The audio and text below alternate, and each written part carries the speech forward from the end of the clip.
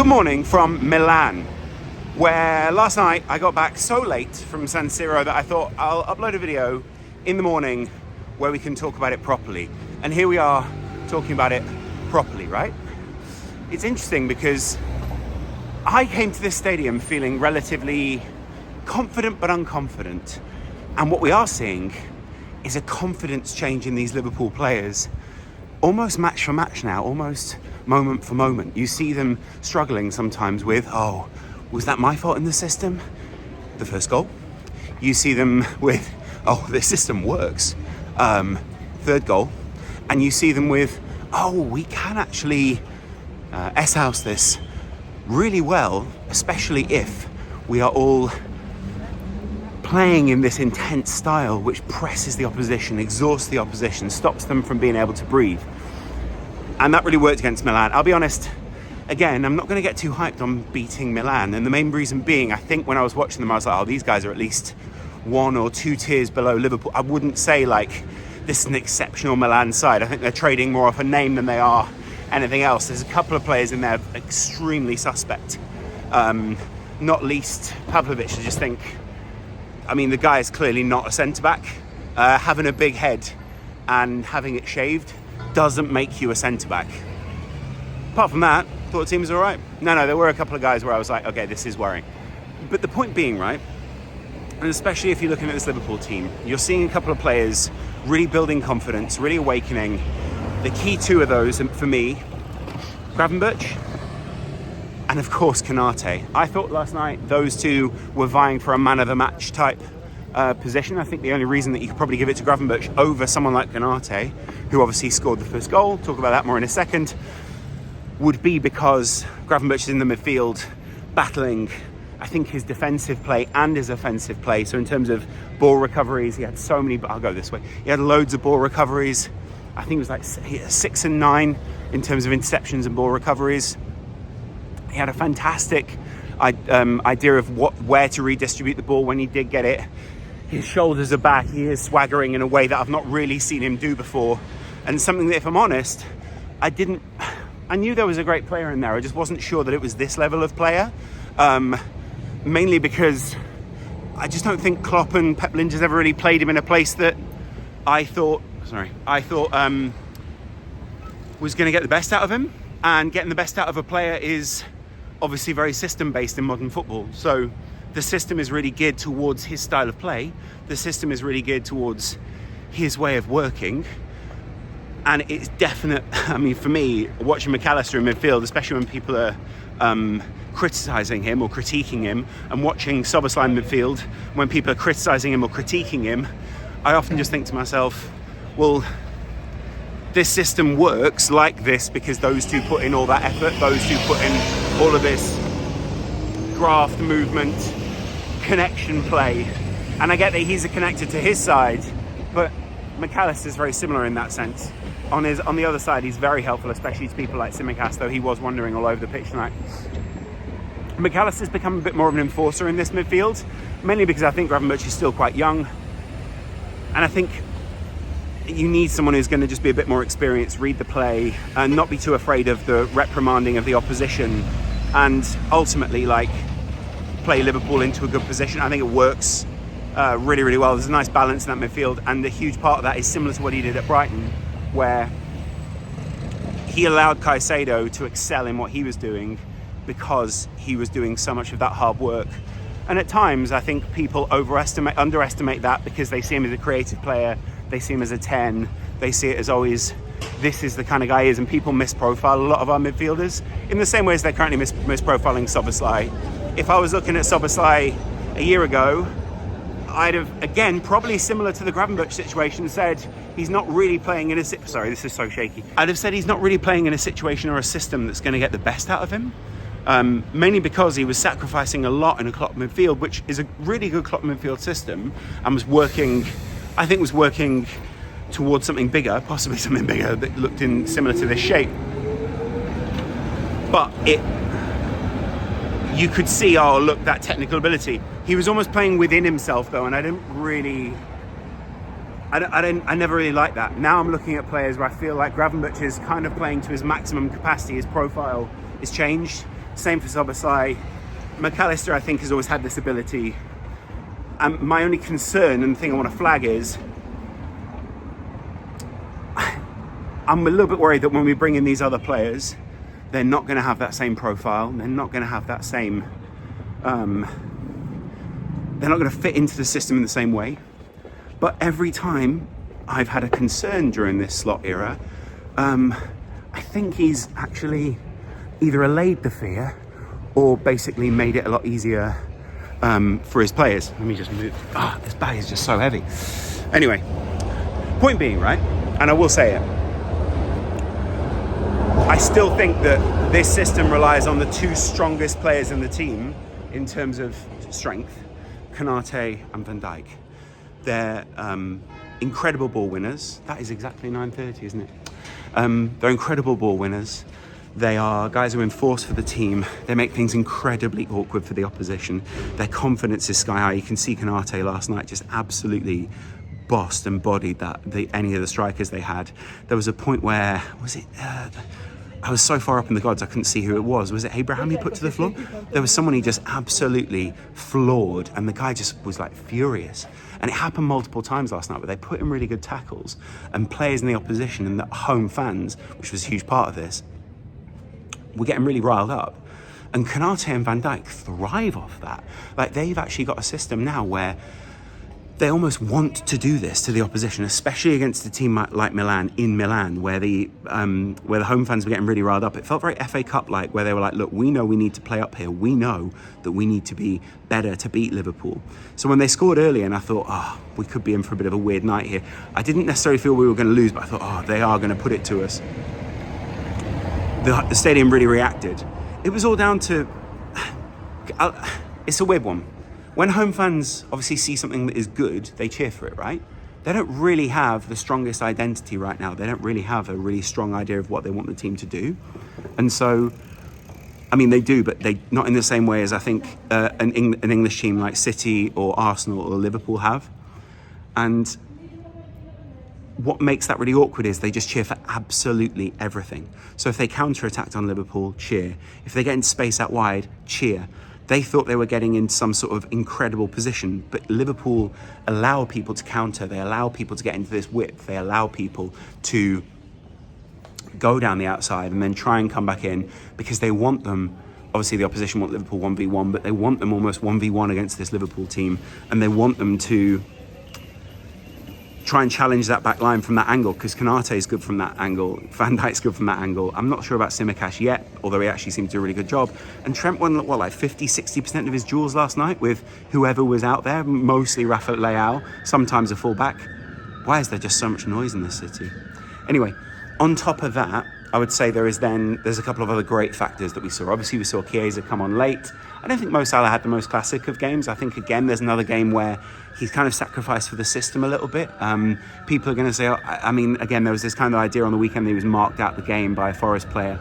Mo Salah still created plenty of chances. He still did plenty for the system. And on the counter, which is where Liverpool got Milan much, much later, you could just see that he was the one who knew the space, knew the area he needed to be in, and it worked so well for him. There's loads of alarms here. I'm just going to say it. I think Milan's it's like an unusual city. Nice, but unusual. On top of that, I think there are a few other things I just want to note. I think Slot and the players Slot looked very concerned out on the sidelines. I like him in that white shirt. He looked pretty good. But he did look concerned at times. You can still see that there is like a bit of a soft underbelly to what is quite a dominant system. I still think a better team will beat this midfield. I still think a better team will outpass this midfield. And I still think there are going to be smarter and more technical teams.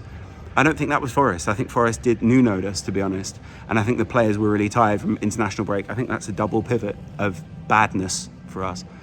We've just got to get beyond that. And I think you'll see that happen in the future. But I think, playing City, playing Arsenal, playing all these teams, I think in the future, we will see this midfield challenged a lot more. And then I'll be able to tell you if Ryan Gravenberch is actually world class. At the moment, he's doing amazing numbers, and he's done it for 4 or 5 games now for Liverpool. I think in time we'll be able to judge him. I don't think we'll be able to judge him yet. I think McAllister is brilliant, and I think, as Slot said himself, there is a world-class player in there in Szoboszlai. I just wanted to finish on this, and I think it illustrates a point of kind of where we're at. I think at the moment people are still learning the system. I'm still trying to work it out. You're still trying to work it out. We're all still trying to work out what it is we support, what it is that is good for the team, what it is that's good for the system. What is it that is going to win us a game? There are times where people are going to say things like, oh, yeah, they looked a bit shaky today or whatever. Liverpool control the game through not possession, but through where they put the opposition. And so obviously they want a lot more touches. Obviously they want a lot more control. Obviously we do want to dominate the ball. Obviously that's always going to help us. But there are going to be games where we'll just cede that possession to the opposition. And you could see how often Milan were falling into pressing traps. It was like time after time after time after time, they were just getting so confused. They were so disorientated. Look at that, disoriented. They were so thrown by what Liverpool were doing, and it was really overwhelming them. They couldn't deal with us. Not necessarily that the players were better, they just couldn't deal with our system, and that was so satisfying to watch. Again, I think Milan are a second tier down to where Liverpool are looking to be, and so I'm not going to judge them against this. I don't think this is the yardstick. But I'll say this. I think after all the judgment that this Liverpool team got on the weekend, it was frustrating to see how many people just went, no, throw the baby out with the bathwater. This team are terror. Like, we didn't make enough signings. Slot's awful. I can agree with some of the elements of that, where it's like, I'd always love to make signings. I'd always love for this team to be strong. And I think it is a very strong squad. But I still think every squad can always be stronger. You'll always feel that way. Even the backups. I think Tsimikas was actually a really good backup. I really enjoyed what Tsimikas did with the underlapping things, similar to Andy Robertson. My only piece of feedback would be, try and get the shots on target. I think he had like 4 or 5 shots last night, and all of them went off target. All of them were like skewed. I did like a little kick through thing, like a little you went right through it. Yeah, and that's how professional footballers kick a ball, mate. My story is this. I went to a pizza place yesterday, a beautiful pizza place just next to Duomo. It's number 1 recommended on Time Out, so you know it's going to be good for tourists. And we sat down, and we're having lunch. Beautiful place, lovely pizza. And in walks three really tall guys and a slightly shorter man. All of them really built, clearly spend some time in the gym. And I looked over and I was like, that guy really resembles, but is not, Ibrahima Konate. And he turned around and he had a Liverpool shirt on, and I thought, well, if he's got Konate on the back, I'll just assume this. And they were speaking in French, and I thought, oh, well, maybe they'll be like friends or family. All of them had Konate shirts on. So I'm assuming there's like some sort of contingent that came with Konate. But this is what I wanted to talk about with this, right? I'm assuming they're his friends because I've seen them at other things. I think I've seen them at a couple of Liverpool games. They seem like nice guys. They're the kind of people you want to say hello to because they look cool. And it made me realise, I was like, while all this stuff's going on Twitter, while there's loads of YouTube analysis, people saying, oh, is Konate good? I think Konate's world class. I think the role that he plays, the aggression with which he plays, the application, the intelligence with which he plays is really underrated. But these players, they exist in a bubble that we don't exist in. You have a day-to-day life that is different to the day-to-day life that they lead. And I know that seems like an obvious thing to say, but while we're busy dwelling on Nottingham Forest, while we're busy, overanalyzing, really taking apart every minute detail of what it is that's gone on in the game, they're busy moving on to the next game. They're busy with 5, 6 supportive family members, friends around them saying, you'll be all right, you can keep going. While it's a short-term blip in our lives where it's sort of like, oh, we should get rid of this centre-back, oh, this guy should move on. For them, it's a long-term grind of where they've been for a very long time now and where they want to be, and they are dedicated to this. And I sort of looked at the friends. It wasn't like looking at the players. When you look at the players, they look like, demigods. When you look at the friends, you realise, oh, they're surrounded by people who want the best for them very often. Some people aren't. But Konate clearly got a lovely set of friends there. They look like nice guys. But it just made me realise, like, while there are all these people dwelling in the comments, that's not reality in this. The reality is what's going on for the team on a day-to-day basis. Obviously, what's going on for the fans is very important, but it's not as reflective of reality for the team as, say, looking at what's going on for them in their daily lives, whether they're going to mosque, to church, spending time with family, all these kind of things. And that kind of stuff, I think, was a foundation laid down by Klopp. They, as James Milner said, we don't sign any in the dressing room. And I still think that applies now.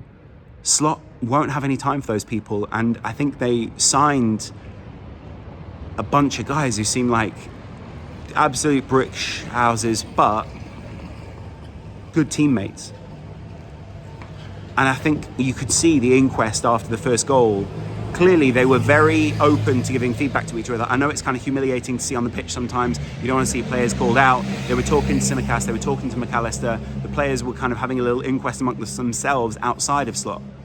But then later on, when there was like a little tactical moment, there was a moment where I think the goalkeeper was coming off. Slot called like 5 players over. And we didn't score a goal after that. But you could see we were trying to exploit the gaps in between where they were playing, and that it was effective, it was working. We were worrying them. And it was really satisfying to see. I think we're still exploring the personality of Slot, and we'll probably explore the personality of this squad a lot more as the season evolves. And I think at the moment we're still applying old Klopp ideas, this idea that because we don't know Slot, we're not as emotionally invested in him, etc., etc. And it's just letting loads of people just run weird narratives everywhere, all around the fan base, and just say weird things like, oh, we didn't make enough signings, so this guy's not the right personality, or this and this and this. Give them time. I think a little bit of time here is going to work.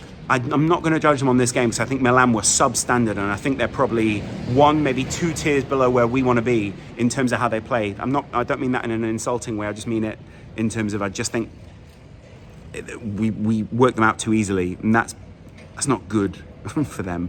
But also it's not good for us. It's not. Who cares if we work a team out that's easy to work out?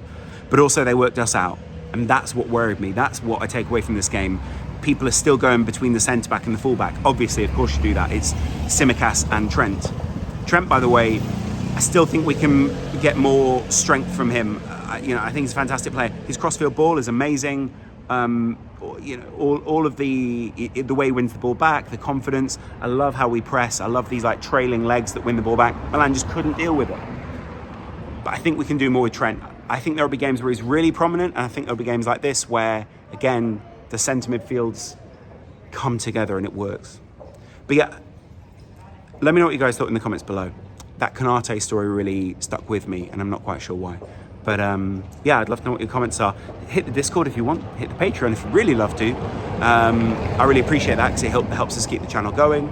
And I'll chat to you guys in a little while out here in Milan. Let me know if you want to see anything. It's a lovely place. Much love. Bye.